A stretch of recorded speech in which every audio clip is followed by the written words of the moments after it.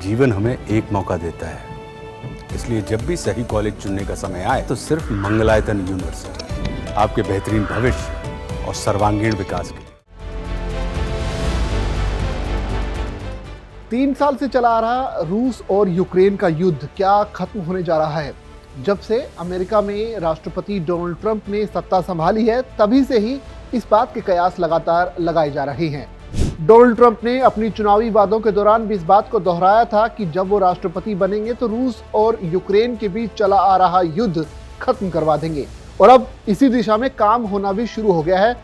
America की तरफ से कूटनीतिक रास्ते के तहत दोनों देशों के बीच युद्ध को खत्म करवाने की बात चल रही है। उधर रूस के राष्ट्रपति व्लादिमीर पुतिन ने भी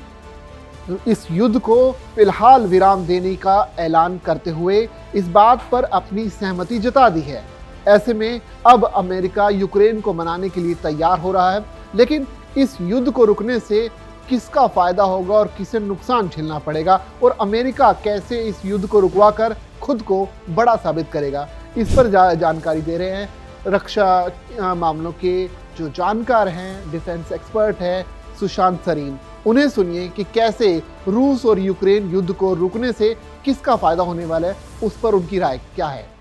अमेरिकी राष्ट्रपति ट्रंप की जो कोशिशें रही हैं, या जो उनकी एक मंशा थी कि यूरोप में जो रूस और यूक्रेन के बीच में युद्ध हो रहा है उसको अब समाप्ति की तरफ लेकर के जाया जाए, मेरे ख्याल वो जो कूटनीतिक कोशिशें हैं उसमें अब एक तेज़ी आनी शुरू हुई है। जो एक विवाद पैदा हुआ था जब ट्रंप साहब की ज़ेलेंस्की साहब के साथ मुलाकात हुई थी वाइट हाउस में, मेरे ख्याल उस विवाद ने भी इस जो अब पहल हो रही है उसमें एक काफ़ी असर उसका भी हुआ है, क्योंकि जो एक पक्ष था जो चाहता था कि ये जंग जो है वहाँ पर वो जारी रहे, अमेरिका और ज़्यादा समर्थन करे और यूक्रेन जो है वो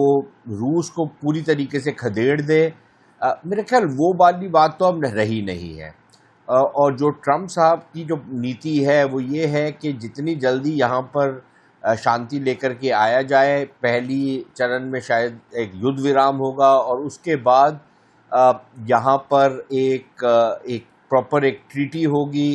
एक समझौता होगा जिसके तहत दोनों को कुछ ना कुछ मिलेगा और दोनों को कुछ ना कुछ गंवाना पड़ेगा, रूस और यूक्रेन को। तो बात उस तरफ बढ़ रही है। ट्रंप साहब ने पुतिन से भी बात कर ली है, उनको भी एक लिहाज से एक संदेश दे दिया गया है कि ये एक मौका है रूस के लिए, क्योंकि रूस जंग जीत तो नहीं रहा था, लेकिन रूस की स्थिति बेहतर है यूक्रेन से। तो अभी अगर जंग बंद होती है वहाँ पर तो रूस फ़ायदे में रहेगा, लेकिन अगर रूस अड़ियल रवैया लेकर के चलता है तो फिर रूस के लिए भी मुश्किलें हो सकती हैं आगे चल कर के, अगर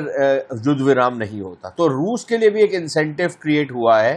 जो ट्रंप साहब ने किया है। साथ ही साथ यूक्रेन के लिए ये है कि अगर यूक्रेन नहीं मानता किसी तरीके के समझौते के लिए और अमेरिका अपना हाथ खींच लेता है उसके समर्थन से, तो फिर तो यूक्रेन के पास कोई चारा नहीं रहेगा, या तो वो पूरी तरीके से शिकस्त होगी उसकी, या फिर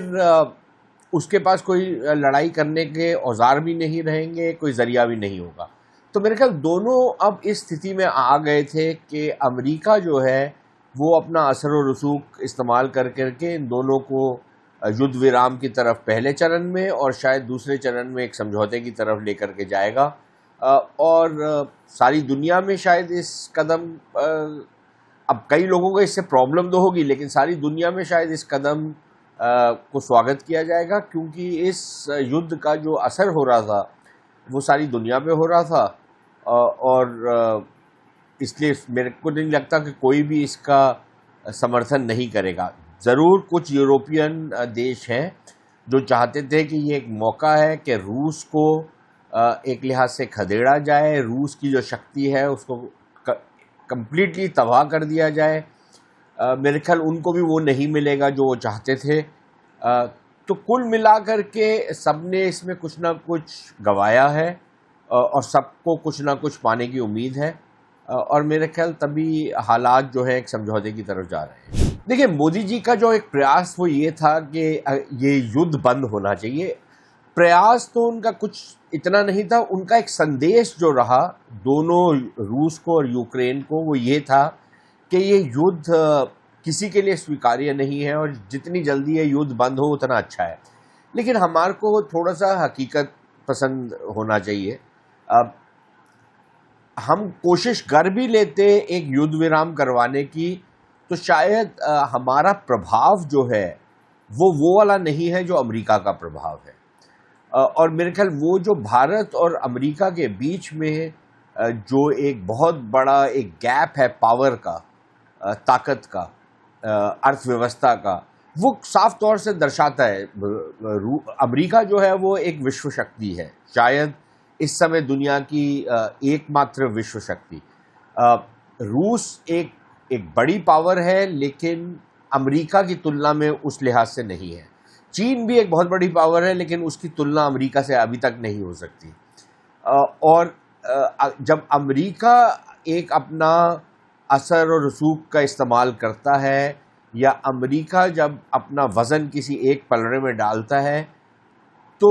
ऑब्वियसली उसका एक दूसरा इम्पैक्ट होता है बनस्बत उसके कि भारत वही बात करे। बात मोदी जी जो कोशिश कर रहे थे वो उसमें कोई गलती तो नहीं थी, लेकिन सिंपली ये था कि मोदी जी वो सब कुछ नहीं कर सकते थे जो शायद डोनाल्ड ट्रंप कर सकते हैं।